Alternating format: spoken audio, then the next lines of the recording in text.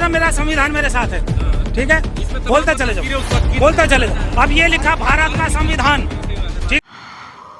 नाज़रीन किराम अस्सलाम वालेकुम वरहमतुल्लाहि वबरकातुह। ये तो आप देख ही रहे हैं कि हिंदुस्तान के अंदर जो जहर घोलने का काम किया जा रहा है, और इसके अंदर एक दो चीज़ें सिर्फ कसूरवार नहीं है, बहुत सा पूरा एक सिस्टम चेंज हो चुका।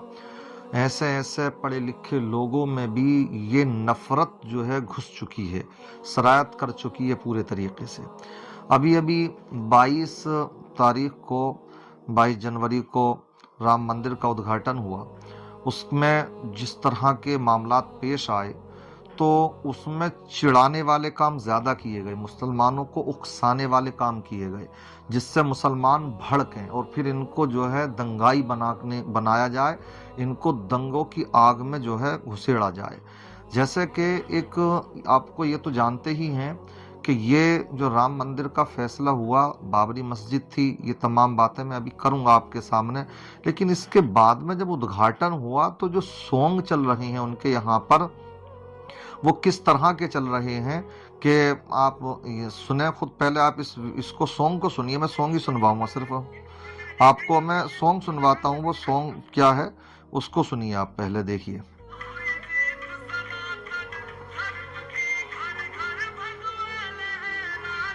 हुई जीत सनातन धर्म की, घर घर भगवा लहरा गया, ये कहा जा रहा है इसमें। पहले तो मुझे इसी पर आपत्ति है। क्या सनातन धर्म की जीत हुई है इसमें? क्या कोर्ट का फैसला ये नहीं था कि वहां मस्जिद, बाबरी मस्जिद जो बनवाई गई तो वो मंदिर तोड़ करके नहीं बनवाई गई है? ये कोर्ट का फैसला है भाई, ये कोर्ट का फैसला आया है। और साथ ही साथ में ये क्या नहीं माना गया कि 22 दिसंबर सन 1949 को जो वहां पर कुछ आतंकवादियों ने जो मूर्तियां रखी, तो क्या कोर्ट ने नहीं माना इस बात को कि वो गैर कानूनी थी? जब माना इस बात को तो जीत किस बात की? और क्या इस बात को नहीं माना गया कि ये जो फैसला सुनाया गया तो ये फैसला सिर्फ उनकी आस्था की बुनियाद पर सुनाया गया? इसलिए अब इस तरह की जो वीडियोस आ रही हैं तो अब इससे क्या भड़काने वाले काम नहीं किए जा रहे हैं मुसलमानों को, खास एक विशेष धर्म को? इसलिए हम ये कहना चाहेंगे कि इन पर लगाम लगना चाहिए। और इसी के साथ साथ मैं आपको एक वीडियो दिखाता हूं कि एक भाई साहब, कोई ऐसा नहीं कि सभी लोग ऐसे हैं, बल्कि हिंदुस्तान में अल्हम्दुलिल्लाह, क्योंकि ये वो मुल्क रहा है कि जो भाईचारे के साथ रहना पसंद करते हैं। यहाँ की अक्सरियत आज भी, चाहे वो किसी भी धर्म से ताल्लुक़ रखने वाले हों, चाहे हमारे मुस्लिम हों, सिख हों, ईसाई हों, वो सब आपस में भाईचारे ही के साथ रहना पसंद करते हैं। इसीलिए आज भी हम ये देखते हैं कि बेचारे जो सेकुलर टाइप के जो गैर मुस्लिम भाई हैं, हमारे बरादरान वतन हैं, तो वो इस लड़ाई को लड़ रहे हैं, बड़े अच्छे से लड़ रहे हैं। एक साहब तो देखिए आप कि संविधान की किताब ही लेकर के मैदान में उतर पड़े। इनको भी आप सुने और आप सुनने के बाद में मुझे बताइए फिर इनकी बात आपको कैसी लगी। हिंदुस्तान मेरे देश का ही नाम नहीं है, बाबा साहब का संविधान उठाओ, ये रहा संविधान, उठा लो। इसमें देखो प्रस्तावना, सुन लो एक मिनट, अरे सुन लो यार एक मिनट। भारतीय हूँ, नहीं मानता अपने आप को हिंदुस्तानी, बदल दिया, चलिए अपने कहने से बदल, ठीक है। लिखतम के आगे बख्तम नहीं होती है, लिखतम के आगे बख्तम नहीं होती। ये ओरिजिनल मेरा संविधान मेरे साथ है, ठीक है, बोलते चले जाओ, बोलते चले जाओ। अब ये लिखा भारत का संविधान, ठीक है, सारी चीज लिखी हुई है, पढ़ लो इसे। इंडिया दैट इज भारत आएगा ना, क्यों आएगा है? कोई सभी पन्ना पढ़ लो, अरे सुन लो यार, कोई सभी संविधान का एक पेज पढ़ लो, हिंदुस्तान दिखा उसमें कहाँ है कहीं?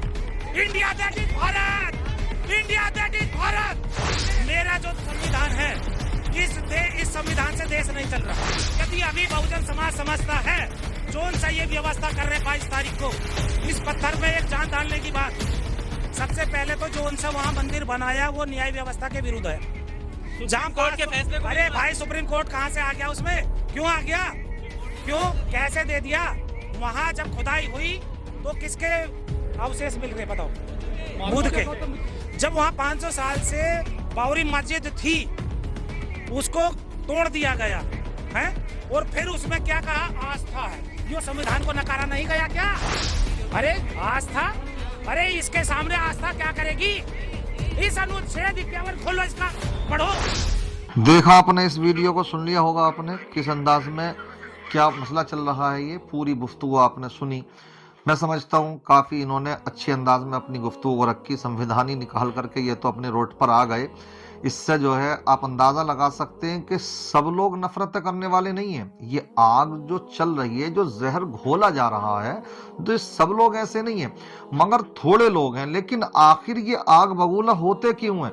क्या ऐसी वीडियोज अभी नहीं आई कि मस्जिद के दरवाजों के सामने खड़े होकर के पूरी भीड़ ने वहां पर जय श्री राम के नारे लगाए?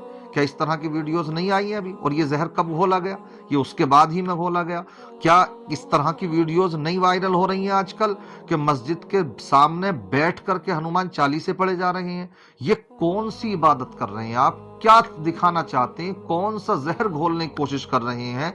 ये इबादत तो नहीं हो सकती है, ये तो चिढ़ाया जा रहा।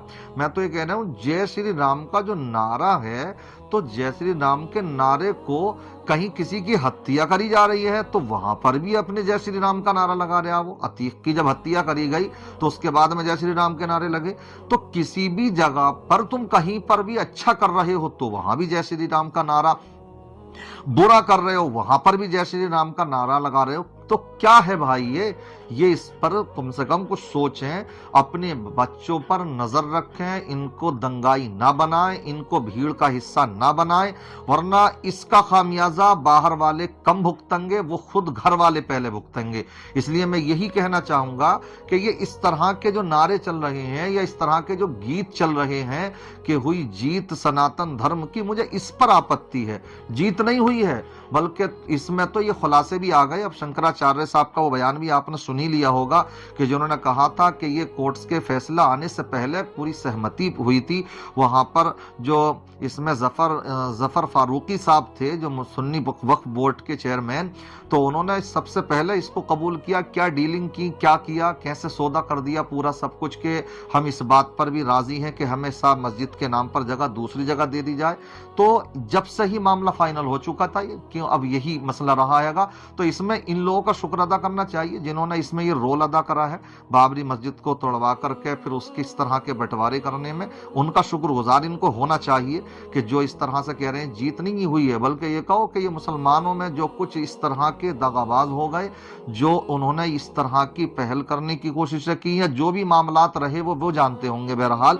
मगर मैं ये कहूंगा कि ये इस तरह की बातें नहीं होना चाहिए। इससे क्या होगा, ये खास विशेष धर्म को सिर्फ और सिर्फ निशाना बनाकर उसको चिढ़ाया जाएगा। इससे अच्छा मैसेज नहीं जाएगा, इसमें सिर्फ तनातनी ही पैदा होगी। इसलिए हम ये मांग करते हैं इस तरह के सॉन्ग वगैरह, इस तरह के नारे वगैरह नहीं हो, बल्कि हमारे हिंदुस्तान के अंदर जो भाईचारा बना हुआ है उसको बरकरार रखने की भरपूर कोशिश कीजिए। सब लोग कोशिश कीजिए। मेरी इस बात से आप कहां तक मुत्तफिक है, जरूर आप कमेंट करके बताइएगा। अल्लाह ताला हमारे इस मुल्क में खुशहाली अता फरमाए, हर तरह के अल्लाह तबारक व तआला फितने फसाद से इसको महफूज व मामून फरमाए। अस्सलामु अलैकुम व रहमतुल्लाहि व बरकातुहू।